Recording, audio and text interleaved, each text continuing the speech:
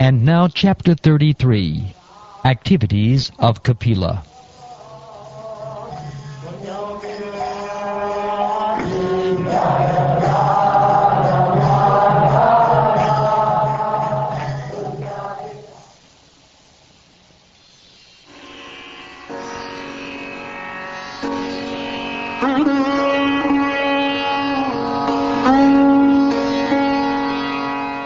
Sri Maitreya said, "Thus Devahuti, the mother of Lord Kapila and wife of Kardama Muni, became freed from all ignorance concerning devotional service and transcendental knowledge.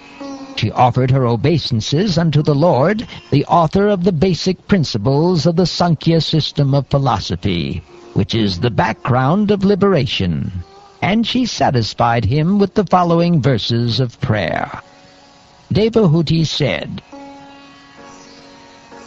Brahma is said to be unborn because he takes birth from the lotus flower which grows from your abdomen while you lie in the ocean at the bottom of the universe. But even Brahma simply meditated upon you, whose body is the source of unlimited universes. My dear Lord, although personally you have nothing to do, you have distributed your energies in the interactions of the material modes of nature. And for that reason, the creation, maintenance, and dissolution of the cosmic manifestation take place. My dear Lord, you are self-determined and are the Supreme Personality of Godhead for all living entities. For them, you created this material manifestation. And although you are one, your diverse energies can act multifariously. This is inconceivable to us. As the Supreme Personality of Godhead, you have taken birth from my abdomen. O my Lord, how is that possible for the Supreme One, who has in his belly all the cosmic manifestation? The answer is that it is possible, for at the end of the millennium, you lie down on a leaf of a banyan tree, and just like a small baby, you lick the toe of your lotus foot. My dear Lord, you have assumed this body in order to diminish the sinful activities of the fallen and to enrich their knowledge in devotion and liberation. Since these sinful people are dependent on your direction, by your own will, you assume incarnations as a boar and as other forms. Similarly, you have appeared in order to distribute transcendental knowledge to your dependents. To say nothing of the spiritual advancement of persons who see the Supreme Person face to face, even a person born in a family of dog-eaters immediately becomes eligible to perform Vedic sacrifices if he once utters the holy name of the Supreme Personality of Godhead, or chants about him, hears about his pastimes, offers him obeisances, or even remembers him. Oh, how glorious are they whose tongues are chanting your holy name. Even if born in the families of dog-eaters, such persons are worshipable. Persons who chant the holy name of your Lordship must have executed all kinds of austerities and fire sacrifices, and achieved all the good manners of the Aryans. To be chanting the holy name of your Lordship, they must have bathed at holy places of pilgrimage, studied the Vedas, and fulfilled everything required. I believe, my Lord, that you are Lord Vishnu himself under the name of Kapila, and you are the Supreme Personality of Godhead, the Supreme Brahman. The saints and sages, being freed from all the disturbances of the senses and mind, meditate upon you, for by your mercy only can one become free from the clutches of the three modes of material nature. At the time of dissolution, all the Vedas are sustained in you only.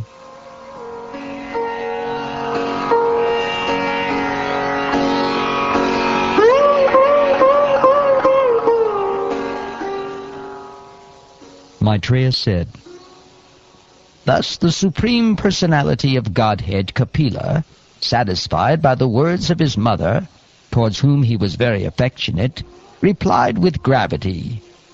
The Personality of Godhead said, 'My dear mother, the path of self-realization which I have already instructed to you is very easy. You can execute this system without difficulty, and by following it, you shall very soon be liberated, even within your present body.' My dear mother, those who are actually transcendentalists certainly follow my instructions as I have given them to you. You may rest assured that if you traverse this path of self-realization perfectly, surely you shall be freed from fearful material contamination, and shall ultimately reach me. Mother, persons who are not conversant with this method of devotional service certainly cannot get out of the cycle of birth and death."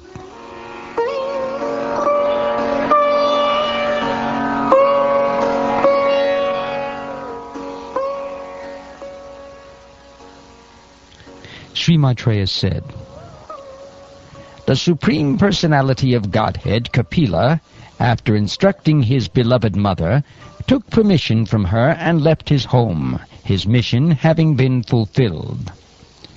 As instructed by her son, Devahuti also began to practice bhakti yoga in that very ashram. She practiced samadhi in the house of Kardama Muni, which was so beautifully decorated with flowers that it was considered the flower crown of the river Sarasvati. She began to bathe 3 times daily, and thus her curling black hair gradually became gray. Due to austerity, her body gradually became thin, and she wore old garments. The home and household paraphernalia of Kardama, who was one of the Prajapatis, was developed in such a way by dint of his mystic powers of austerity and yoga that his opulence was sometimes envied by those who travel in outer space in airplanes.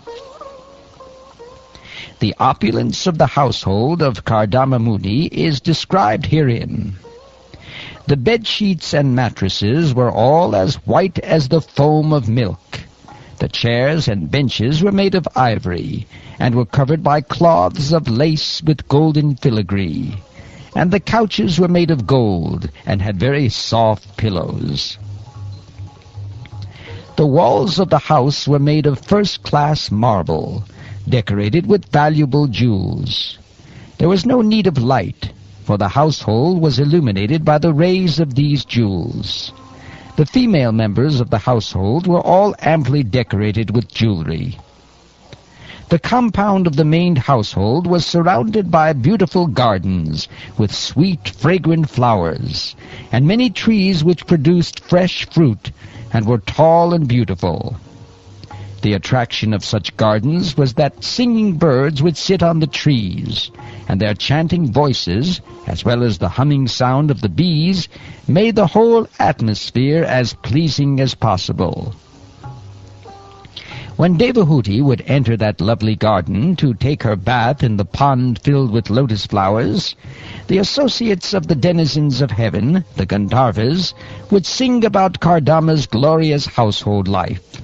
Her great husband, Kardama, gave her all protection at all times.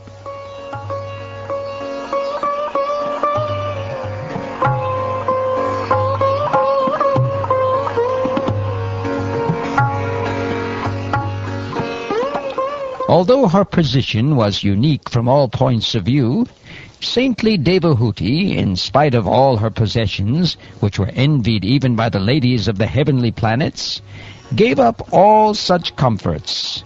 She was only sorry that her great son was separated from her. Devahuti's husband had already left home and accepted the renounced order of life, and then her only son, Kapila, left home.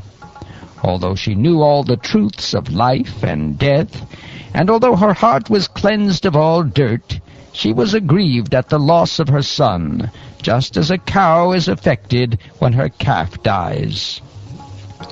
O Vidura, Thus always meditating upon her son, the Supreme Personality of Godhead, Kapila Deva, she very soon became unattached to her nicely decorated home.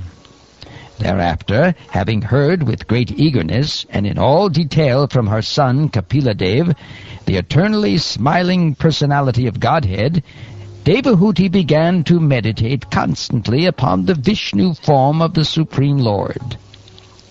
She did so with serious engagement in devotional service. Because she was strong in renunciation, she accepted only the necessities of the body. She became situated in knowledge due to realization of the absolute truth.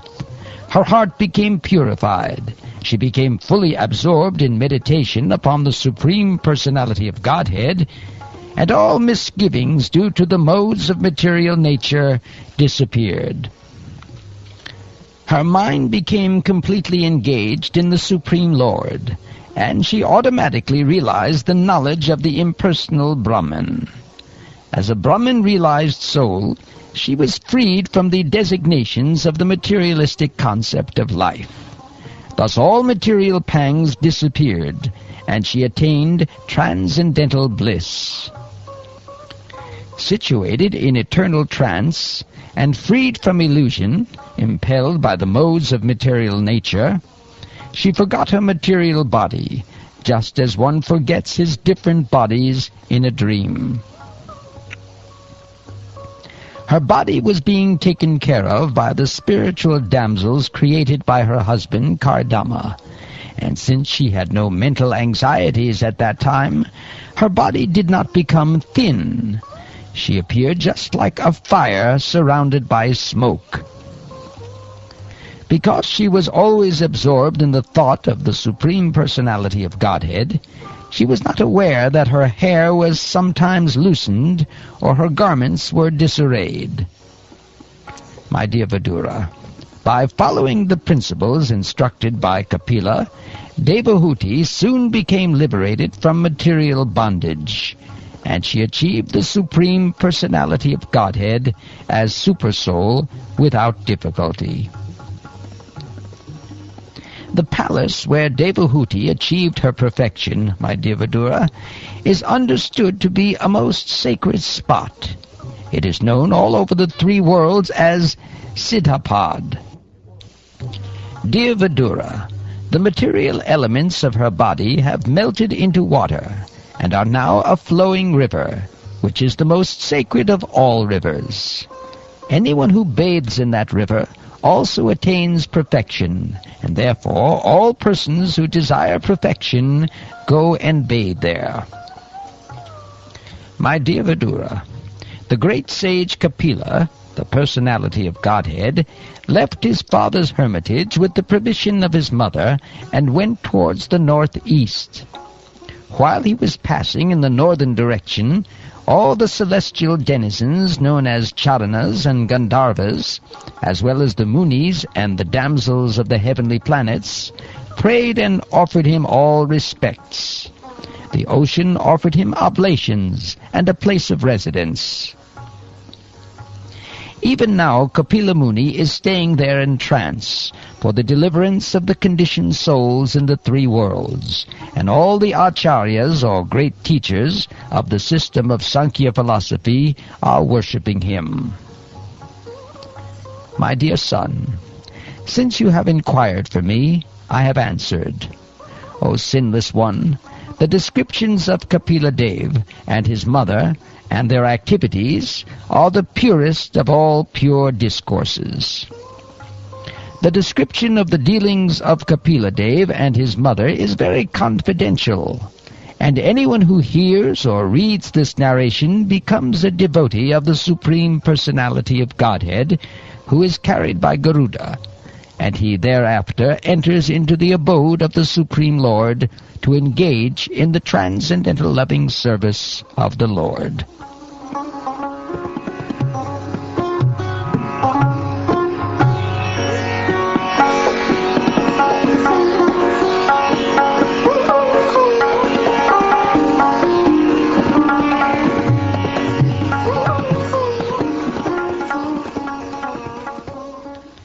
Thus ends the 33rd chapter of the 3rd canto of the Srimad Bhagavatam, entitled Activities of Kapila. And this ends the 3rd canto.